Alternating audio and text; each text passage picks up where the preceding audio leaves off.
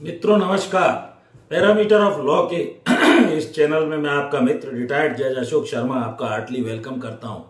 आज मैं legal maxims जिसे आम स्टूडेंट्स, लीगल फ्रेटर्निटी, लॉ पढ़ने वाले स्टूडेंट्स तथा लीगल प्रोफेशन में काम करने वाले सभी लोगों के लिए अत्यंत उपयोगी है, इस संबंध में एक वीडियो बनाने जा रहा हूं। वीडियो को शुरू से अंत तक देखें, वीडियो को एस्केप न करें, क्योंकि इसमें दी गई जानकारी अत्यंत महत्वपूर्ण है। ये हर व्यक्ति को जानना ही चाहिए, ऐसा मेरा मानना है।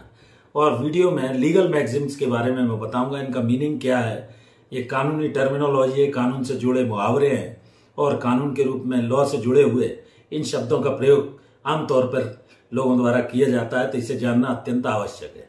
सबसे पहले है लीगल वर्ड्स में रेस इप्सा लोक्विटर, जिसको बोलते हैं परिस्थितियां स्वयं बोलती हैं।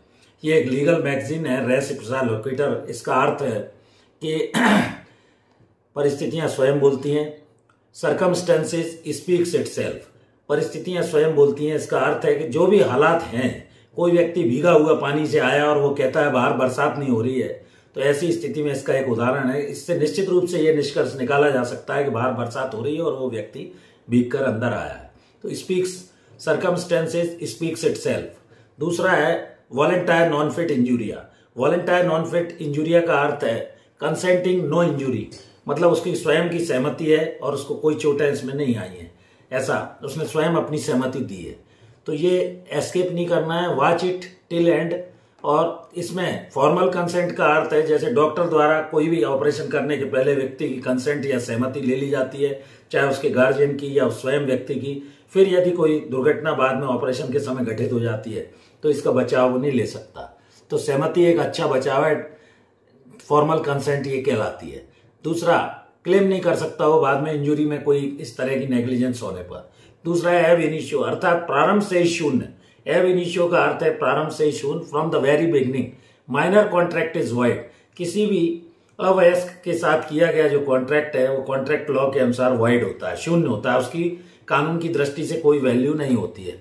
Prima facie at the first sight ये वॉइड कहलाएगा। और there is a strong prima facie evidence appear that the he committed perjury, अगर झूठ बोल रहा है तो वैसा पता लग जाएगा। डी फैक्टो का अर्थ है according to in relation to the facts of natural guardian are the facto guardian. प्राकृतिक जो रूप से माता पिता होते हैं वो उसके नेचुरल गार्जियन कहलाते हैं। इसी तरह डी जोरे यानी बाय लॉ के द्वारा या विधि के द्वारा जो दी जाती है। अशोक इज ड्यू जोरे owner of the property, Ashok उस प्रॉपर्टी का डी जूरी ओनर है, अर्थात ओनरशिप उसी की है। डी फैक्टो रियल गार्जियन होता है, जैसा मैंने बताया माता पिता वो नेचुरल गार्डियन है। दूसरा है sine die for an indefinite period के लिए जो होता है, पीरियड और date. If a case is started with a wrong procedure, से अगर कोई केस स्टार्ट हुआ है तो जज can adjourn the matter sine die. जज गलत प्रोसीजर को रोक सकता है चाहे तो, और रोक भी देते हैं अगर उनकी जानकारी में ऐसा आता है तो। इसके बाद नेक्स्ट वर्ड है मेंस रिया यानी गिल्टी इंटेंशन। ये क्रिमिनल लॉ में इंपॉर्टेंट वर्ड है। मेंस रिया या guilty mind, evil mind, wrongful intention रख के जब भी कोई कार्य किया जाता है तो वह आपराधिक कृत्य के अंतर्गत आता है। Most crimes require a guilty intention और मेंस रिया। इसके बाद है एक्टस रियस, अर्थात गिल्टी एक्ट।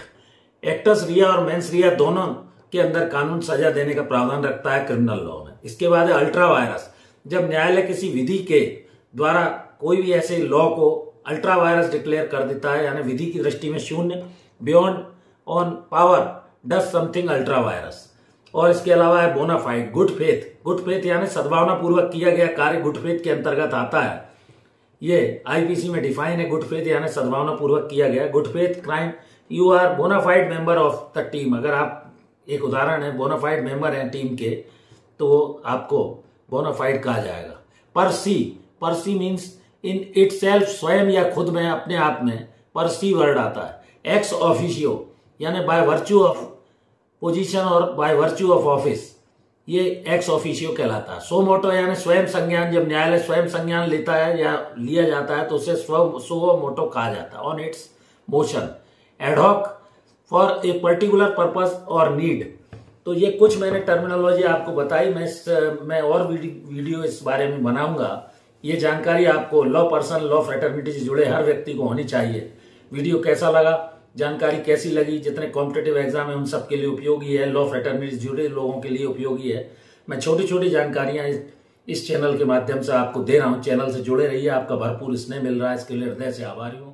धन्यवाद। इस वीडियो में यहीं